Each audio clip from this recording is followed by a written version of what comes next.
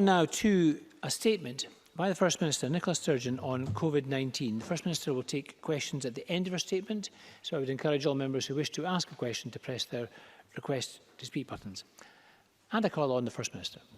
Thank you, Presiding Officer. I want to update the Chamber on additional restrictions that the Scottish Government believes are now necessary to get COVID back under control as we enter winter. I will also set out why these measures are essential and the principles and priorities that have guided our decisions. First, though, let me provide a summary of today's statistics.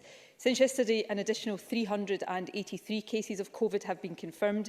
That represents 7.6% of people newly tested and takes the total number of cases to 25,009. A total of 73 patients are in hospital with confirmed COVID, which is the same as yesterday, and 10 people are in intensive care, which is 2 more than yesterday. I'm also sorry to report that in the past 24 hours, 1 further death has been registered of a patient who had tested positive. The total number of deaths in Scotland under that measurement is now 2,506. That reminds us of the impact of COVID. These deaths are not just statistics, they are of real people whose loss is a source of heartbreak, and my condolences go to everyone who has lost a loved one to this illness. Today's figures reflect the course the virus has taken in recent weeks. In mid-July, we were recording an average of 9 new cases every day. Around 4 weeks later, that had risen to an average of 52 a day. 3 weeks after that, it was 102, and as of today, the average daily number of cases is 285. We've also seen an increase in the percentage of tests coming back positive. In late August, that percentage was consistently below 1. Today, it is over 7%. The R number is above 1 again, possibly as high as 1.4. Now, it is worth stressing that this growth in cases, because of the collective sacrifices we all made to drive infection levels down over the summer period, is from a low base. It is also at this stage far less rapid than it was in March. But it is rising faster than we can be comfortable with, and we cannot let it continue unchecked. And while in recent weeks the biggest number of new cases has been in people under the age of 40, we now see an increase amongst the older population too. And unsurprisingly, in light of that, hospital and intensive care admissions and also deaths are starting to rise as well. All of this underlines what, for me, is and always has been a key point. We cannot and must not be complacent about COVID. It kills too many old and vulnerable people, and for younger, healthier people, while the risks of dying from it are much lower, though not non-existent, it can still result in long-term serious health problems. That's why action to bring it back under control is necessary, and to bring the R number down again, the action we take now must go beyond the step we announced almost 2 weeks ago to restrict indoor and outdoor gatherings to 6 people from 2 households. Over the weekend and in the course of yesterday, the Scottish Government considered a range of options. On Saturday, I had a discussion with other devolved administrations and I spoke to the Prime Minister yesterday. I also took part in this morning's COBRA meeting. I'm pleased to say that at that meeting, all 4 UK governments committed to suppressing the virus to the lowest possible level and keeping it there. Our challenge in the weeks to come is to ensure that our actions are commensurate with this objective. Following on from the COBRA meeting, measures to further control the virus were agreed at the Scottish Government Cabinet. I can confirm that we will introduce measures on hospitality similar to those outlined for England by the Prime Minister a short while ago, and thereby align as far as possible with the rest of the UK. However, the advice given to the Cabinet by the Chief Medical Officer and the National Clinical Director is that this on its own will not be sufficient to bring the R number down. They stress that we must act not just quickly and decisively, but also on a scale significant enough to have an impact on the spread of the virus. And they advise that we must take account of the fact that household interaction is a key driver of transmission. To that end, we intend, as Northern Ireland did yesterday, to also introduce nationwide additional restrictions on household gatherings, similar to those already in place in the west of Scotland. I will say more about the detail of these measures shortly, and of course full details will also be published on the Scottish Government website. But first, let me be clear about the priorities that have guided our decisions. And it is essential that we do think in terms of priorities. Faced with a global pandemic of an infectious and dangerous virus, it is not possible to do everything, and it is not possible, unfortunately, to live our lives completely normally. No country is able to do that just now. So instead, we have to decide what matters most to us and make trade-offs elsewhere to make those things possible. Of course, the most important priority for all of us is saving lives and protecting health. But there are other priorities too. Firstly, we are determined to keep schools open and young people in education. That is vital to the health, well-being and future prospects of every young person across our country.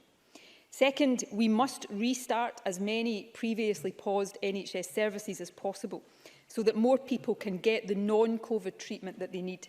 Our NHS must be equipped this winter to care for those who have COVID, and it will be. But it must be there for people with heart disease, cancer and other illnesses too. And third, we must protect people's jobs and livelihoods, and that means keeping businesses open and trading as normally as is feasible.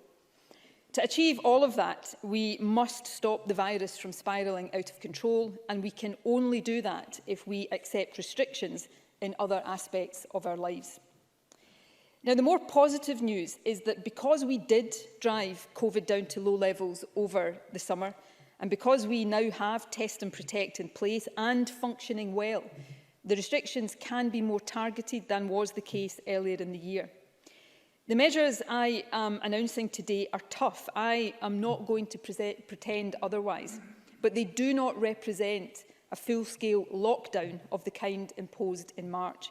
Indeed, on the contrary, today's measures are an attempt to avoid the need for another lockdown. I also want to address talk that there has been in recent days about restrictions being needed for 6 months or more. It is certainly the case that until scientific developments such as a vaccine change the game in the battle against COVID, it will have a continuing impact on our lives. But that doesn't necessarily mean that all of the new restrictions I am announcing today will be in place for 6 months. By acting early and substantially, our hope is that these new measures will be in place for a shorter period than would be the case if we waited longer to act. In the first instance, we will review these measures in 3 weeks, although, given the nature of this virus, it is important to be clear that they may be needed for longer than that. So let me set out the package of measures that we hope can bring COVID back under control. I will focus first on those areas where we intend to reinforce existing guidance and provide better support for compliance. Firstly, everyone who can work from home should work from home. That has, of course, been the Scottish Government advice throughout, but we are reinforcing and underlining it today. To employers, if you have encouraged workers back to the office who could be working from home, please rethink that now. We know not everyone wants to work from home, and we know it has an impact on our town and city centres. But with the virus on the rise again, home working limits the numbers of people in public transport and limits the numbers of people gathering together for lengthy, prolonged periods indoors. That is why it is so important. Now, we want employers to comply with this advice voluntarily, as indeed the vast majority do. But I want to be clear today that if necessary, we will put a legal duty on businesses to allow home working where possible.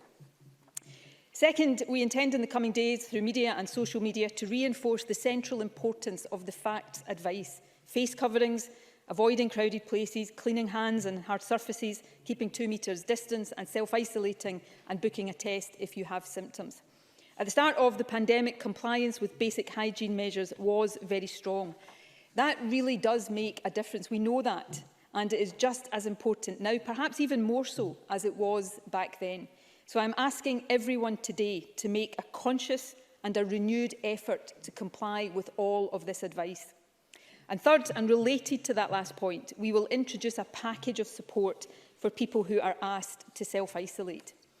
Self-isolation of people with symptoms awaiting a test, people who test positive, and household and other close contacts of such people is absolutely essential to helping break the chains of transmission. But we know self-isolation is hard. It asks a lot of people, and for some, the financial implications make it even more difficult, perhaps even impossible. So we intend, firstly, to raise awareness of the importance of self-isolation and what it entails. I believe that ensuring people fully understand why we are asking them to do difficult things and exactly what it is they need to do is the first crucial step to ensuring compliance. Next, we are working with local authorities to ensure that when someone is asked by Test and Protect to self-isolate, they will be contacted proactively and offered essential practical support, for example, help with delivery of food and other essentials. And most importantly, we will introduce financial support of £500 for those on low incomes. More detail of this scheme will be published shortly. As I said yesterday, we will keep issues of enforcement for non-compliance with self-isolation under review. However, our judgment at this stage, particularly given the spirit of solidarity that is so essential in this fight against COVID, is that supporting people to do the right thing is much more effective than threatening harsh punishment if they can't. Presiding Officer, let me turn now to the new restrictions that we consider are necessary to bring the virus back under control. First, as I indicated earlier, we will introduce a strict nationwide curfew for pubs, bars and restaurants. From Friday, pubs, bars and restaurants will be required to close at 10 p.m. Now, people sometimes ask me why we don't just close pubs again altogether, and I understand that sentiment. The answer, to be frank, is that we are seeking to find a balance between action to suppress the virus and the protection of people's jobs and livelihoods. If the Scottish Government had greater powers to borrow money or the ability to extend the job retention scheme, for example, it is possible that we could reach a different balance of judgment on some of these issues, but we don't. So this decision today means that we can reduce the amount of time people are able to spend in licensed premises, thereby curtailing the spread of the virus while still allowing businesses to trade and provide jobs. This is the best balance we can strike for now. But I want to be clear with the hospitality trade about this. Notwithstanding the economic implications, further restrictions, including possible closure, will be unavoidable, locally or nationally, if the rules within pubs and restaurants on hygiene, face coverings, table service, maximum numbers in groups, and the distance between them are not fully complied with. I want to thank those businesses, I believe the majority, that are making huge efforts to ensure compliance. However, to ensure that this is the case for all, we will be providing resources for additional environmental health officers and asking local authorities to significantly step up inspection and enforcement. Let me turn now to the most difficult part of today's announcement, further restrictions on household gatherings. We know from the data available to us through Test and Protect that a high proportion of new cases come from social interactions between different households in our homes. We also know from Test and Protect, and perhaps more so from our own experiences, that it is much more difficult to maintain physical distance and have, for example, good ventilation inside our own homes. We also know that when the virus infects one person in a household, it is highly likely to affect others in the same household. It will also infect people visiting that household, who will in turn take it back to their households. Therefore, difficult though this is, any serious effort to reduce the R number below 1, which must be our objective, must take account of this key driver of transmission, and it must seek to break that driver of transmission. So after careful consideration, we have decided that from tomorrow, to be reviewed every 3 weeks, and with exceptions that I will come on to, visiting other households will not be permitted. To be clear, this extends the restriction that has been in place across the west of Scotland for the past 3 weeks to all of Scotland. Regulations giving effect to this change will come into force on Friday, but I am asking people to comply from tomorrow. One of the reasons we have decided to do this is that our early data suggests that this restriction is starting to slow the increase of cases in the west of Scotland. So if we take the difficult decision to extend it nationwide now, in an early and preventative way, we hope it will help to bring the R number down and the virus back under control. There will be exceptions for those living alone or alone with children who form extended households, for couples in non-cohabiting relationships, for the provision of informal childcare by, for example, grandparents, and for tradespeople. But for everyone else, visiting each other's houses will for now not be permitted. These new restrictions apply to people's homes, in other words, to private indoor spaces. Rules for meeting other people in public indoor spaces that are subject to strict regulation and guidance remain the same. You can meet with one other household only and in groups of no more than 6 people. As I said earlier, we will be working with local authorities to strengthen inspection and enforcement in indoor public places, and enforcement action, including closure if necessary, will be taken against shops, pubs, restaurants or other premises that do not ensure compliance.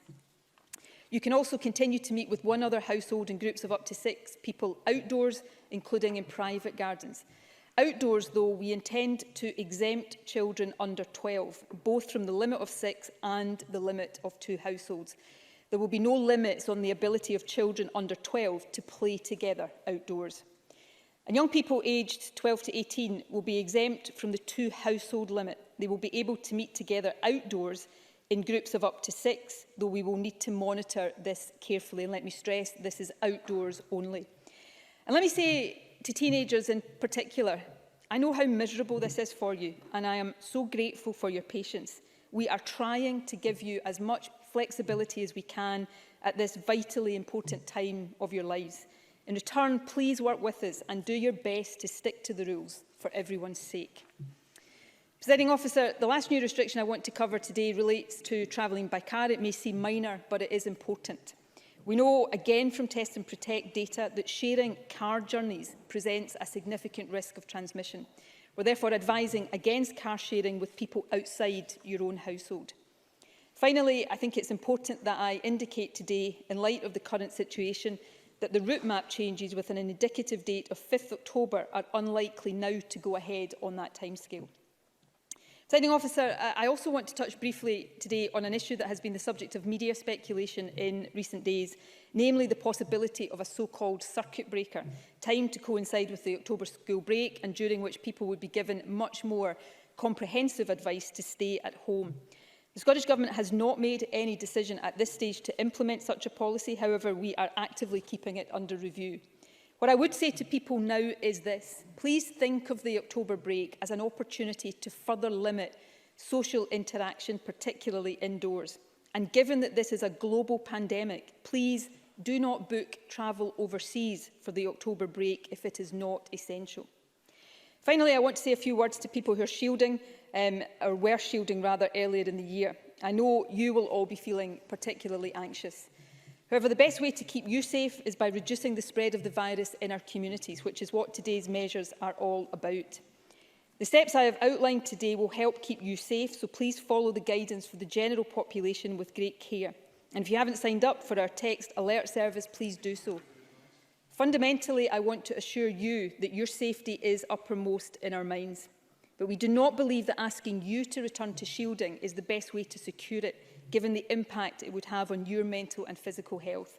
In our view, all of us acting together, collectively, to reduce the spread of the virus is a better way to keep you safe.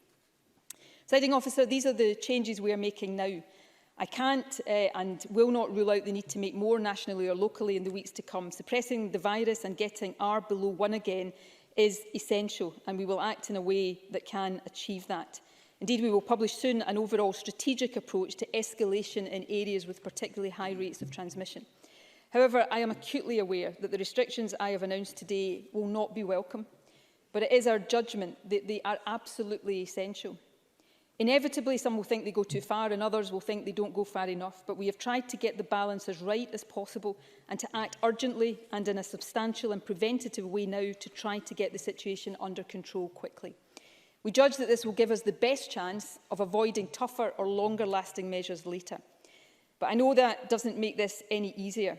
Many people, me included, will find not being able to have family and friends in our own homes really difficult, especially as the weather gets colder. But today's measures, although tough, are not a lockdown. They are carefully targeted at key sources of transmission, and we believe they can make a significant difference while keeping our schools, public services and as many businesses as possible open. However, the success of these measures depends on all of us. The decisions that we all make as individuals in the weeks ahead will determine whether they work and how quickly they can be lifted. That fact isn't just a reminder of the responsibilities we all owe to each other. It's also a reminder that we are not powerless against this virus. None of us can guarantee that we won't get it or pass it on, but we can all make choices that significantly reduce our own risk and help keep our communities safer. So please make these choices. Stick with this. Please don't meet people in their homes or your home, because that is where the virus often spreads. Limit how often you meet up with people in public places and abide by the rules enforced there. Work from home if you can. Follow the advice on self-isolation if you have symptoms, test positive or are a contact of someone with the virus. Download the Protect Scotland app. And when you do meet other people, remember facts at all times. Face coverings, avoid crowded places, clean your hands and surfaces, keep a 2-metre distance from other households and self-isolate and book a test if you have symptoms. Keeping to all these rules isn't easy, but they remain the best way for all of us to protect ourselves, each other, the NHS and ultimately save lives. Presiding Officer, all of this is incredibly tough, and 6 months on, it only gets tougher. But we should never forget that humanity has come through even bigger challenges than this one, and it did so without the benefits of modern technology that allow us to stay connected while physically apart. And though it doesn't feel like this now, this pandemic will pass. It won't last forever, and one day, hopefully soon, we will be looking back on it, not living through it. So though we are all struggling with this, and believe me, we are all struggling, let's pull together. Let's keep going, try to keep smiling, keep hoping and keep looking out for each other. Be strong, be kind, and let's continue to act out of love and solidarity. I will never be able to thank all of you enough for the sacrifices you've made so far, and I am sorry to have to ask for more. But if we stick with it and if we stick together, I do know we will get through this.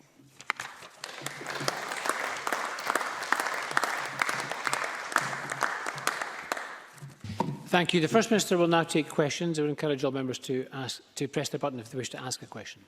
Ruth Davidson. Thank you, Presiding Officer, and I thank the First Minister for advance notice of her statement. Presiding Officer, we are back where we didn't want to be, with infections rising, transmissions concerning and medical facilities being put on alert. And the public are worried, confused and in some cases feeling cheated because they've done exactly what was asked for of them when it was asked, and often at great personal sacrifice, and they're now being told that it's not enough. And that's a tough message to hear. It's tough for those in high-risk groups, worried that if they catch it, they're in trouble. It's tough for those who live alone and have spent the last 6 months working from home, only speaking to another person most days through a computer screen. And it's tough for those who've not been able to work at all, or watching time run out on a business that they've built from scratch. There is a palpable sense of dread surrounding the months ahead. But there were reassurances in the First Minister's statement today. Children whose lives and education have been disrupted too much already will stay in school, and that is welcome. Our NHS services that we were all concerned about in March coped well, and they've continued to build resilience in the months since. Shops will remain open, and those employees who've been able to find new ways to work remotely will continue to keep the wheels of the economy turning. But for all of these steps forward since March, there is no denying that this is going to be a hard, dark winter.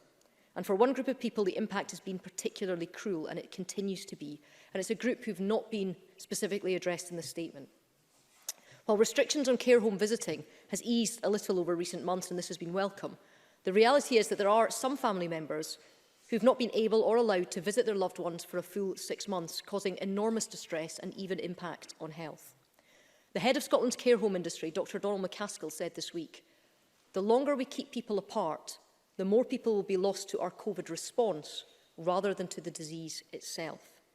Now, he set out a range of suggestions to allow families greater access, taking in testing, private room visiting, and building COVID-secure visiting capacity inside and outside homes. Everyone here recognises that the safety of residents and staff comes first. But as the country tightens restrictions, we also need to recognise that personal relationships have a part to play in helping people through. So what further steps, exemptions or mitigations can the Scottish Government take to help ensure that families have the ability to maintain contact with relatives, especially as the winter nears? First Minister. Well, that last point is fundamentally important, and I want to come on to it directly in a second.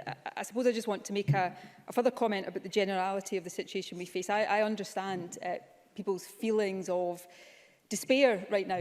Believe me, I share them.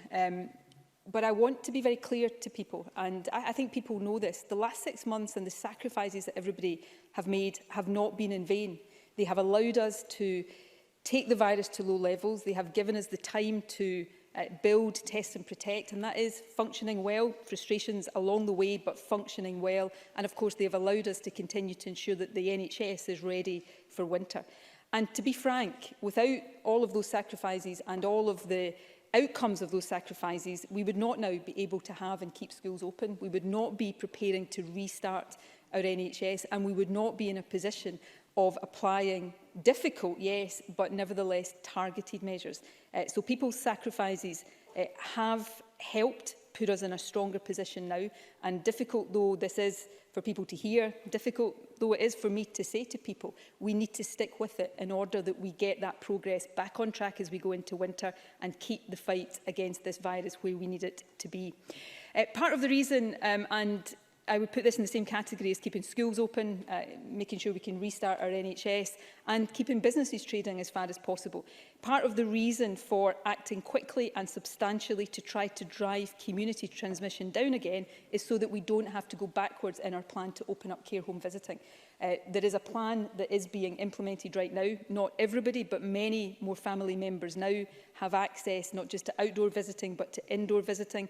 There are greater restrictions in place in what I would describe as the hotspot areas in the west of Scotland, but we don't want to go backwards in this plan across the country generally, and that is why it is important that the rest of us do the things that are being asked of us to try to keep the virus low. The Health Secretary met with the representatives of families of care homes on Friday.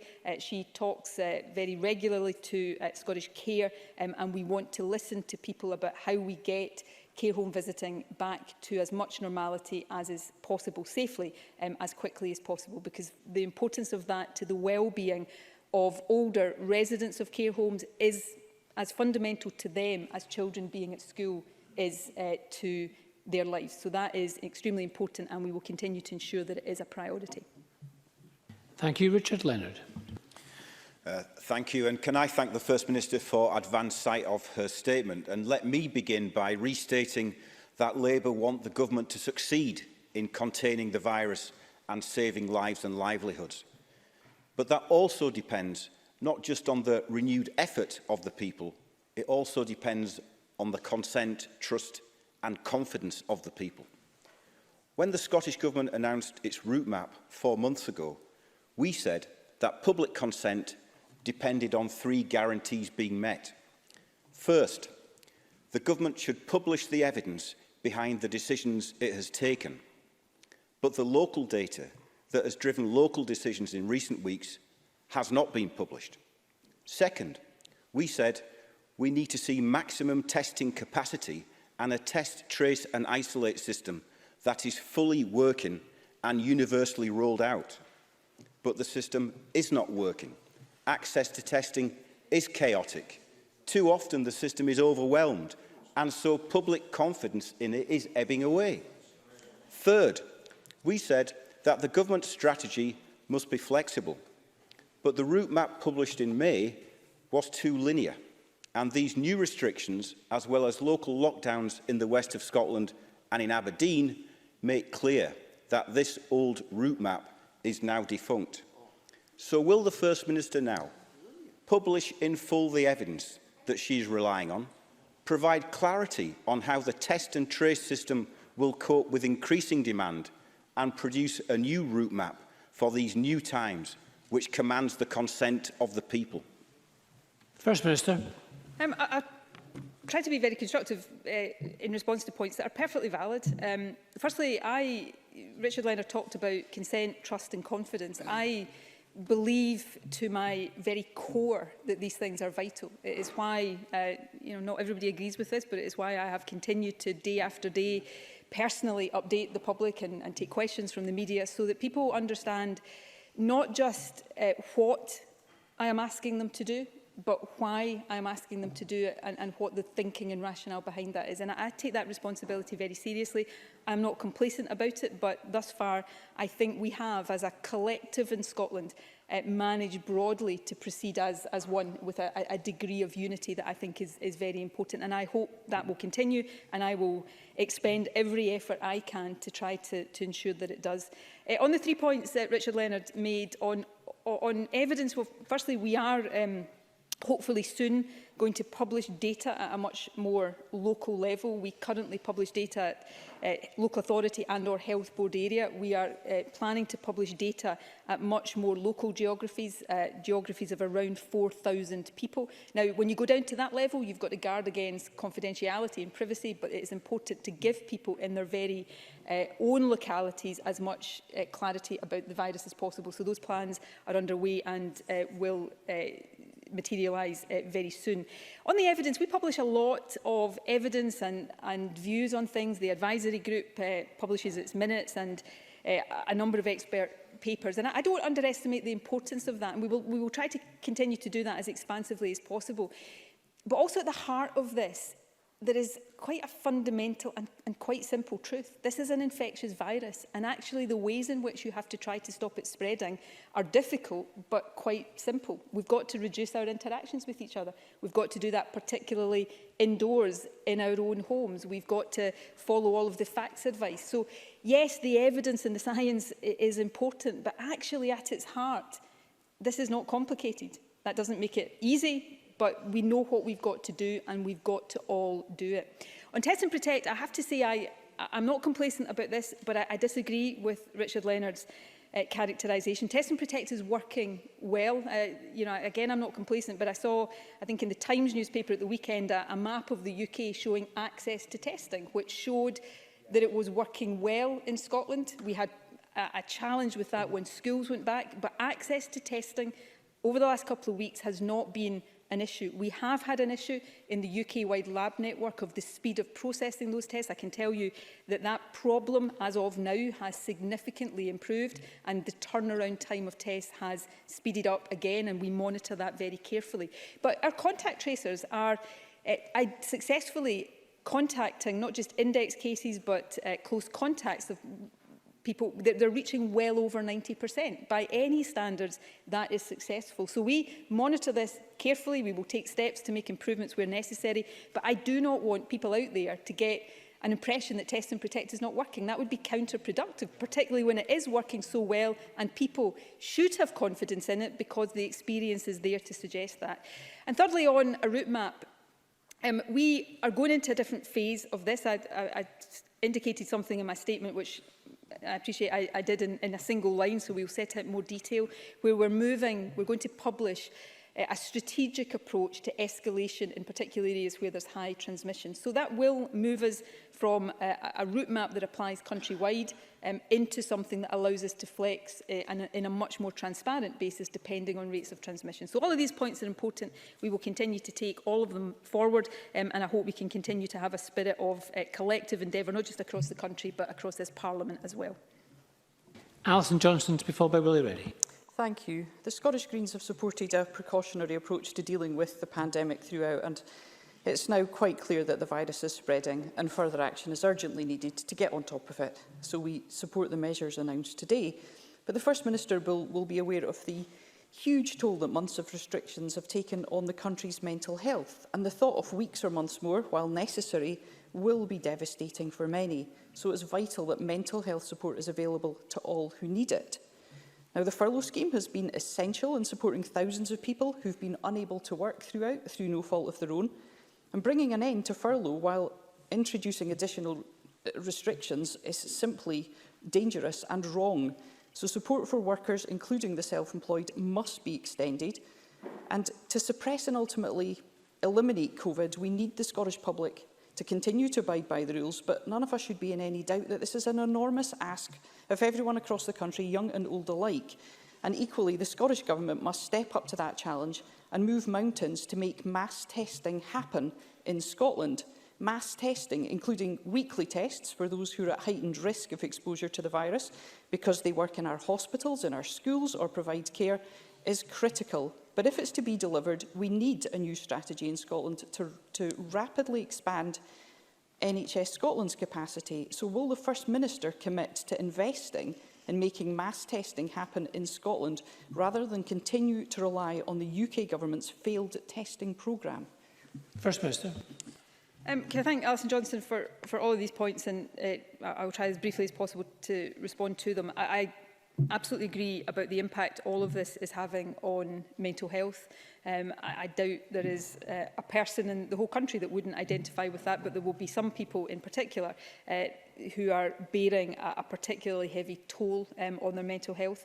And that's why we've thought very carefully about the household restrictions and making sure that there are some exemptions from that, particularly for children and younger people, but also for couples and for those who live alone, to try to help with the burden of that. It's also why taking action now to get the transmission of the virus down in order that we can continue to open up the health service is important, and that includes mental health services as well as physical health services. And I agree very much about the points on furlough. At the COBRA meeting this morning, all three devolved administrations raised issues of ongoing financial support for businesses, including for those in the hospitality sector who will be affected by the curfew that has been announced today. And we continue to seek to persuade the UK Government to do more on that, as well as to extend the job retention scheme, which, given the position we are in now, is even more essential, it seems to me, than it was just a few days ago. On testing, I absolutely endorse the sentiments behind Alison Johnston's question and agree with them. There's perhaps points of detail there that I would maybe come at from a slightly different perspective. Our testing strategy right now is appropriate and clinically driven, and is providing access to the groups of people in Scotland that we consider need access to testing, and we are not deprioritising certain groups in the way that may be happening elsewhere in the UK. Mass testing, we all want to see mass rapid testing that opens up all sorts of possibility. The technology for that is not yet there, but we need to continue to work towards that. But in the here and now, we must, and this is where Alison Johnston is right, I think there have been problems in the UK testing system over the last couple of weeks. I know that, I've spoken about them. I don't think it is fair to characterise it in the way that was done entirely. We need to work through those problems, and we need to build up our own capacity here, which we are doing. So in all of these things, we continue to make progress. And one of the most important things I want to get across today is that Test and Protect is functioning well. It's really important that all of us encourage people to have confidence in that system, because it is really important both in identifying cases and then allowing the follow-up to be done that supports self-isolation. Willie Rennie to be followed by Annabel Ewing. I want to thank the First Minister for agreeing to publish the local data that she's just referred to, something I've been keen to see, and also for the ongoing dialogue on care home visits. And I will assist with the amplification of these important messages today. It's important to help keep people safe. I am keen to explore, though, how this has happened. The First Minister told us in the spring and the summer that she was taking a more cautious approach, something that we supported. She said she was aiming for elimination of the virus and praised people for sticking by the guidance. But now the R number has doubled, is broadly similar to the rest of the UK, and the incident rate in some parts here is just like many parts of England. So when they've sacrificed so much, people want to know why this has happened. Can the First Minister help to explain why? First Minister. I hope I can, and I appreciate that these things are complex, frustrating, and I think these questions are perfectly legitimate. I still think our approach should be the maximum possible suppression to the point of elimination at all times. If you go back to everything I said over the summer, I always said that is not the same as eradication.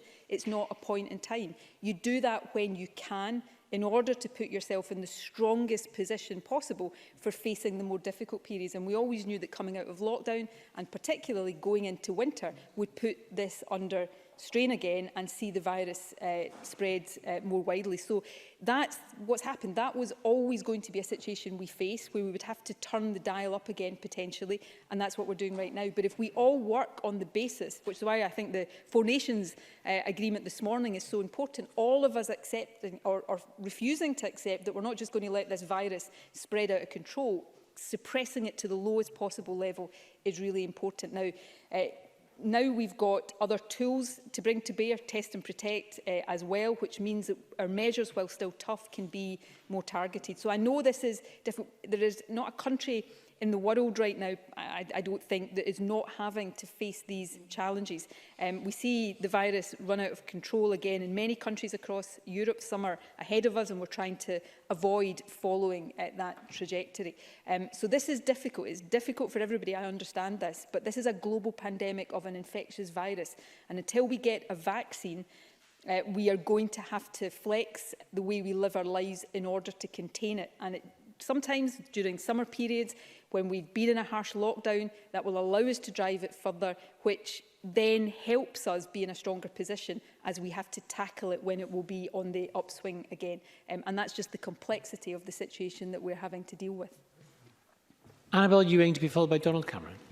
Thank you, Presiding Officer. First Minister, for those who are being asked to self-isolate, having come into contact with someone who has tested COVID positive, there are worrying reports that they are in effect being forced to choose between going to work and risk spreading the virus or losing their pay. Can the First Minister clarify if she has received confirmation from the UK Government as to how much the Scottish Government will receive in Barnett consequentials to support those who cannot work from home and are losing income as a result? First Minister. Well, one of the reasons that I think it's important that we do have financial support for people, and I'm pleased that the UK Government has made similar announcements, is that we can't expect people to choose between self-isolating for the greater good and, because they do that, then not being able to pay their rent or feed their families. That people will not comply if that is the case. So it's important we provide support. My guess here, which is why I prefer support to penalising people, my guess here is that the vast majority want to do the right thing. And the reasons often that they will not do that are the practical reasons that make it impossible. So I think the financial support that we have announced today, as well as the work we're doing with local authorities to offer people additional support, similar to the support that was provided for the shielded group of having shopping or medicines delivered if you need it, will be so important. We are still in discussions with the UK Government about the quantum of the consequentials. They have confirmed that this will go through the Barnett formula, but whether it will be additional to money already announced or part of money already announced, all three governments were pressing that at the COBRA meeting this morning, but discussions on that are ongoing. We also have to accept that to some degree, to a large degree, this will be demand-led. So there will need to be, in my view, arrangements made in the provision of funding that take account of that, and we want to conclude these discussions as quickly as possible. Donald Cameron, to be followed by Kenneth Gibson. Thank you, Presiding Officer. Even before today's statement, a significant backlog in scheduled hospital operations and routine tests had built up as a result of COVID-19. Further restrictions could potentially impact such services to the point that these delays become insurmountable. The First Minister mentioned restarting paused NHS services, but does she have a plan to ensure already postponed procedures go ahead, and how will today's announcement affect that plan? First Minister. Yes, there is a plan. The Health Secretary has talked about these plans in detail in the Chamber and further afield. I'm sure she'd be happy to write in more detail with updates of where that is. One of the things, this comes back to what I spoke about earlier on, it's when we live with a global pandemic of an infectious virus, we can't do everything that we want to do, so we have to make choices. We've chosen to prioritise keeping kids at school and also prioritising trying to get the NHS open again for non-COVID patients.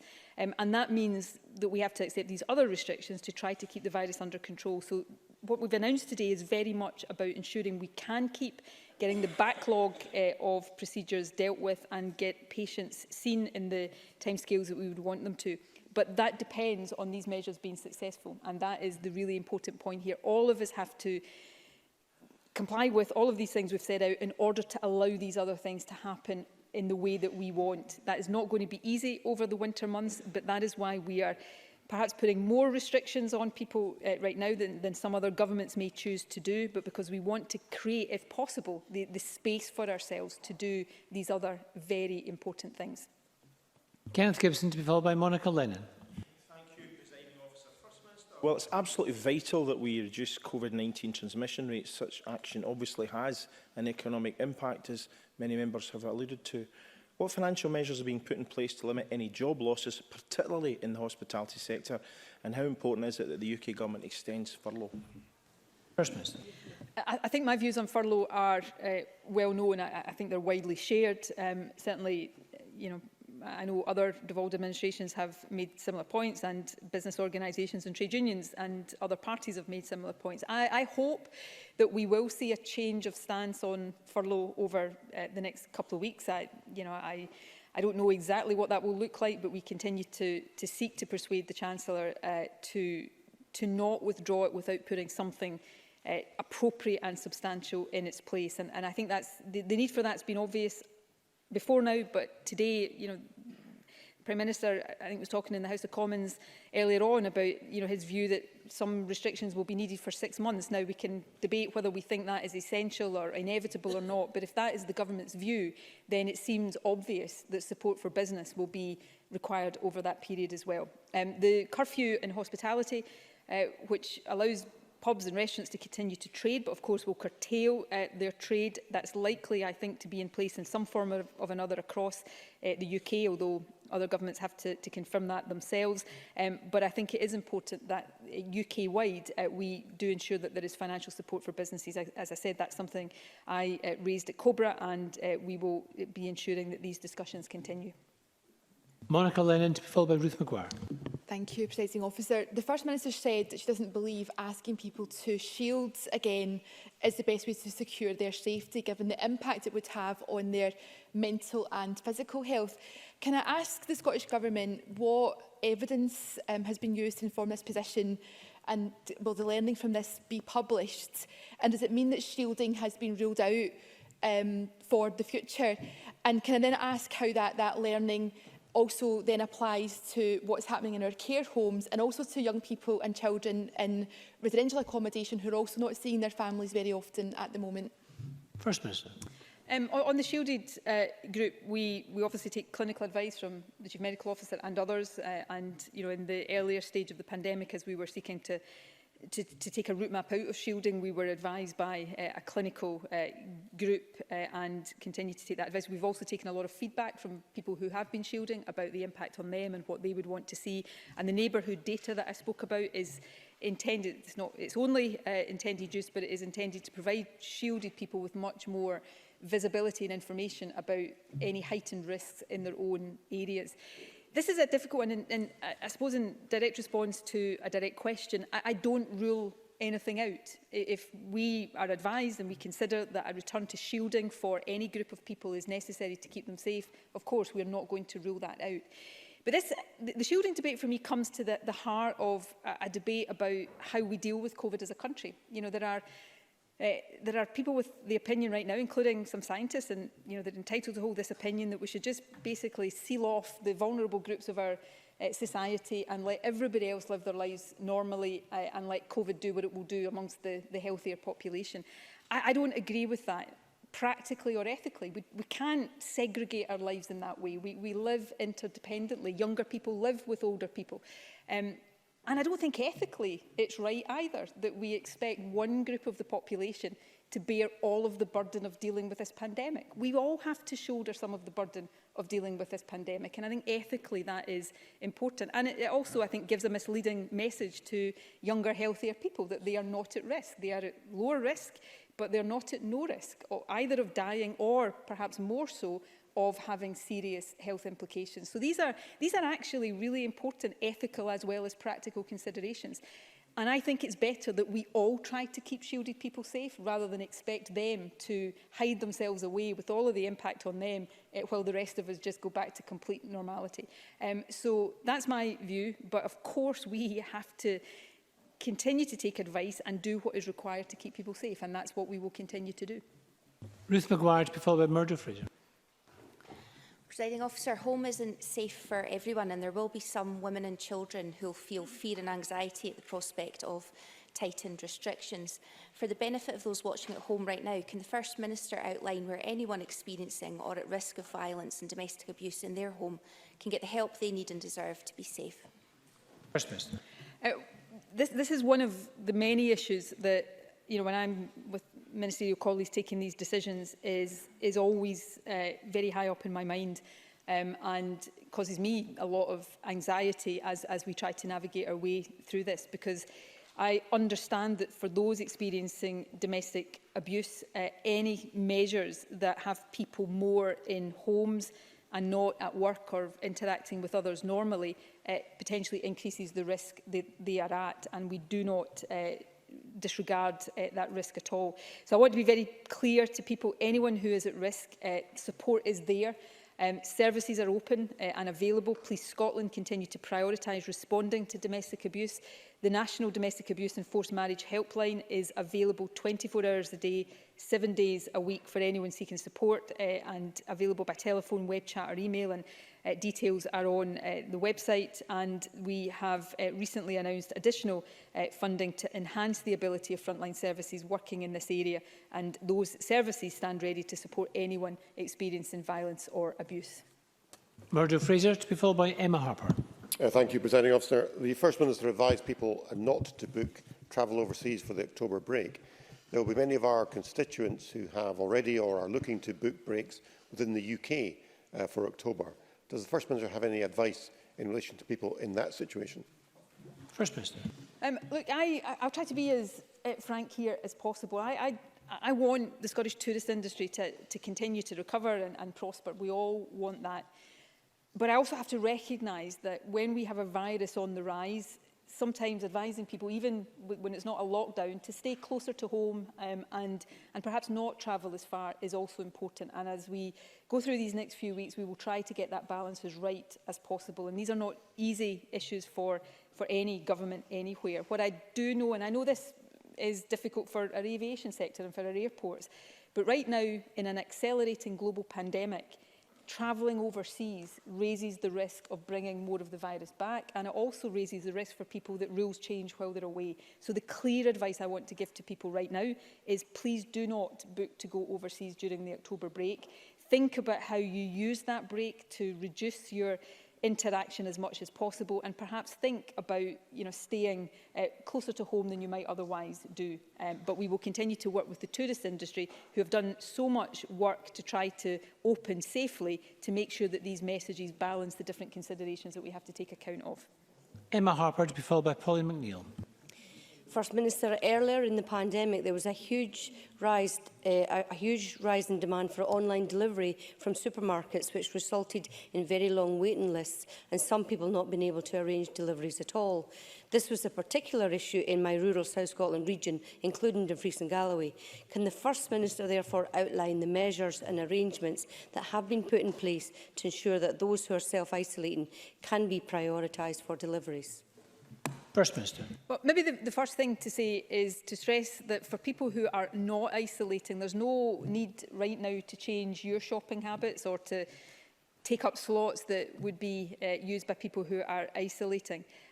But for those who are isolating, then in many cases, as was the case with those who were shielding, support from friends, family and neighbours will often be the quickest and simplest way for individuals to access the food and essentials that they need. But the National Assistance Helpline is also available for anyone who needs access support from their local authority. If they need it, the number for that is 0800 111 4000. And as I said earlier on, we are working with local authorities to ensure, as well as the financial support I talked about, a proactive approach to people who have been asked to self-isolate, just to make sure that they have the support they need.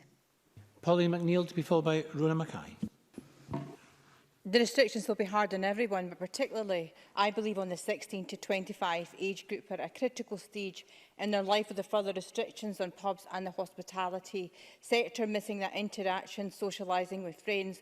And I do think it's important to address this group directly. First Minister, how can we avoid a generation of young people in that age group who may be mentally affected by further restrictions on their lives at a critical stage in adulthood? And has there been any specific thinking around this particular age group of 16 to 25 in recognising that planning for better times will recognise what they have been through? First Minister. Oh, this is, of all the things that weigh on my and all of our minds every day, this is one of the most significant. I have a few relatives of my own in that age group, so I'm constantly asked on a personal level what thinking we're doing about them. It is really important. It doesn't cover all of the age group that Pauline McNeill spoke about. I'll come on to that more generally in a moment. But we thought very carefully, as as late as this morning, I was discussing with the Chief Medical Officer the extent to which we could exempt the 12 to 18-year-old age group from this household restriction outdoors. And we've decided, you know, not without reservations, to allow them to meet with 6 people without the 2 household limit, because that's not the way teenagers live their lives. So we are really mindful of this, and that's why I said to teenagers, we're trying to give you as much flexibility as we can. In return, try and work with us here. For older young people, keeping them in education, not just school education, but university and college, if not entirely normally, then with some semblance of normality is really important. Recognising the need for interaction and trying to be as flexible as possible. And of course, for that age group, recognising the economic implications, which is why the job guarantee is such a central part of our thinking, to do what we can economically to make sure that that generation doesn't bear this legacy long term. There will be other things that we do try to do, because this is something that will occupy us for some time to come, but it is of absolute central importance to all of our thinking. Rhona Mackay, to be followed by Annie Wells. Thank you, Presiding Officer. Can the First Minister outline the measures in place to support blended education for those children who have to self-isolate but are not unwell? First Minister. Well, schools supported by Councils, Education Scotland and indeed the Scottish Government are taking steps to ensure that they do continue to provide a full curriculum to all young people in all circumstances. The national online learning platform GLOW has seen a huge increase in users and usage since March, and it continues to be a vital resource for learners and teachers across the country. We're working closely with partners to develop and roll out more resources for schools to draw on. Education Scotland is also providing training for teachers to ensure that they can manage students learning at home where that is necessary, and support for parents is available via the Parent Club website. We're also investing to support digital inclusion among school-aged children and young people.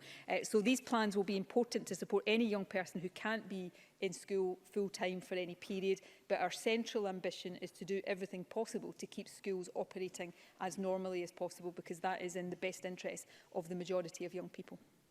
Annie Wells, to be followed by Jackie Bailey. Thank you, Presiding Officer. In the early days of the pandemic, those over 70 with an underlying health conditions were on the shielding register and were able to receive up-to-date information either by letter or by text messages.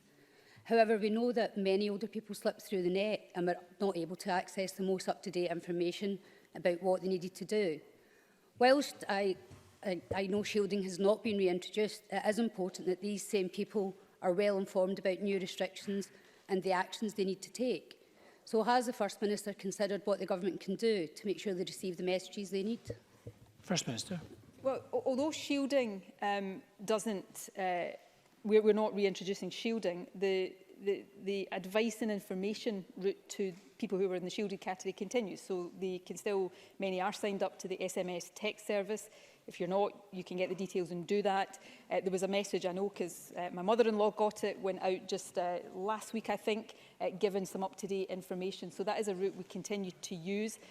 And as I said earlier on, the provision of more local information will help with that. It's also, again, to come back to why I think continuing to update the public on a daily basis through the medium of television is important, because more older people will see these things that way than, will use phones or social media.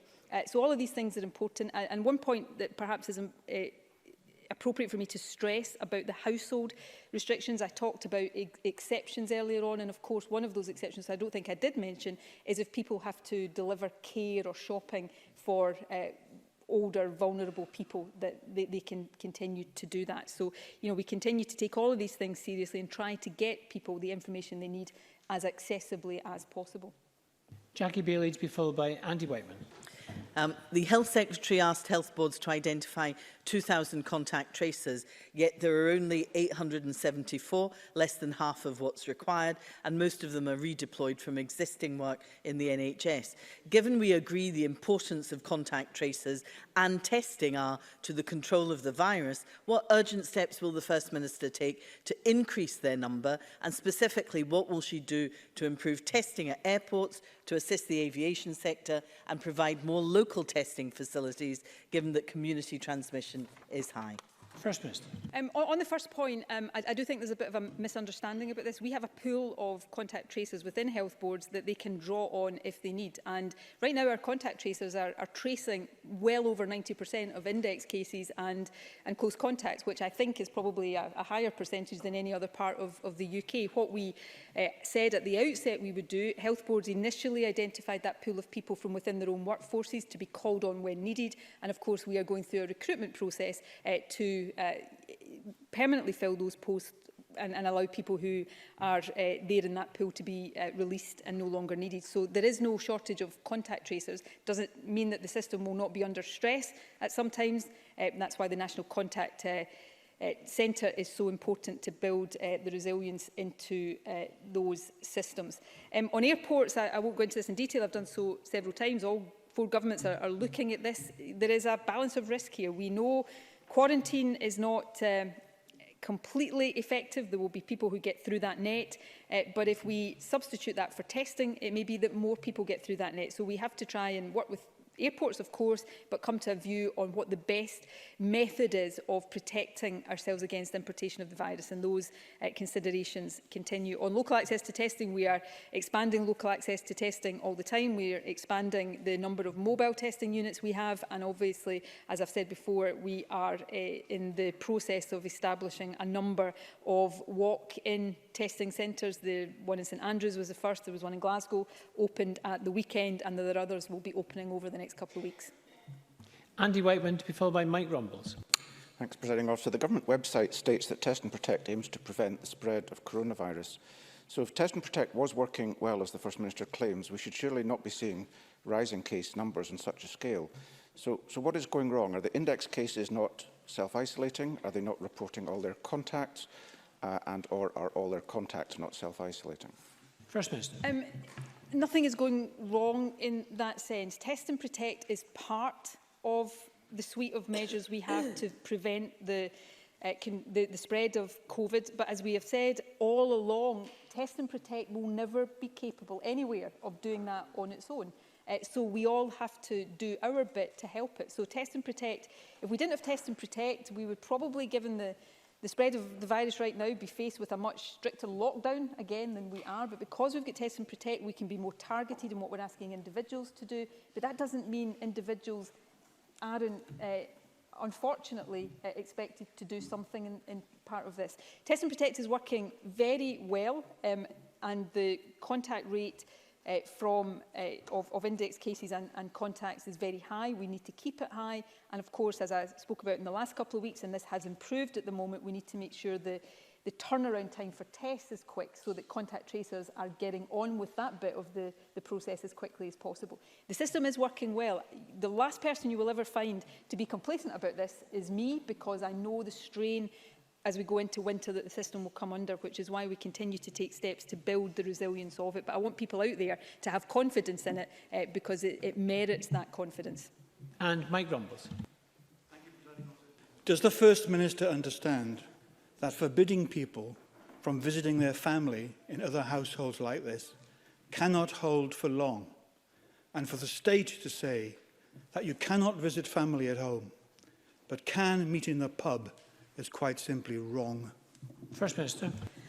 No, I don't agree. I think Mike Rumbles is probably on a different sort of side of this debate about how we deal with COVID than I am, and that is fine. I suspect he's much more of the libertarian, just let people live normally and let it take its course. I think that would be disastrous. I think it is fundamentally wrong. But on the issue of pubs versus households, it is a difficult balance. Look, can I apologise to Mike Rumbles? I perhaps was a bit intemperate there, and I hope he will accept that. I didn't mean to offend him in that way. I was being generalist there, and I shouldn't have been. So my apologies to him for that. But let me get to the heart of this. It is a difficult balance to strike, and I understand that. As the person who, in the main, has to communicate these things, I get that.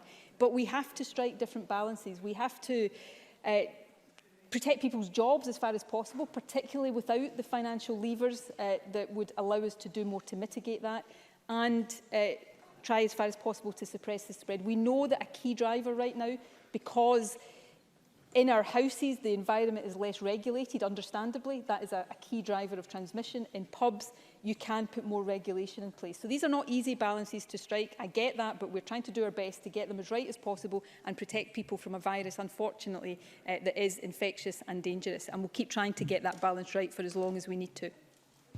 Thank you very much. Apologies to the half-dozen members who I wasn't able to call. Point of order, Mr Finlay. Officer, the First Minister's statement is extremely serious for the country. Previously, she's been very generous with her time and answered all questions, and you've allowed that to run on. Is there no opportunity to allow us to do that today? I was going to suggest, not by extending this particular statement, Mr Finlay. However, I was about to finish my remarks by saying that First Minister's questions obviously will be an opportunity on Thursday. I have taken note of the half-dozen members who weren't able to ask a question today, and I would encourage them all to press on Thursday. And on that note, thanks very much. On that note, we're going to have to move on to the next item of business, and there'll just be a short pause while members change seats. I just urge all members to be careful leaving the chamber, observe social distancing. Thank you.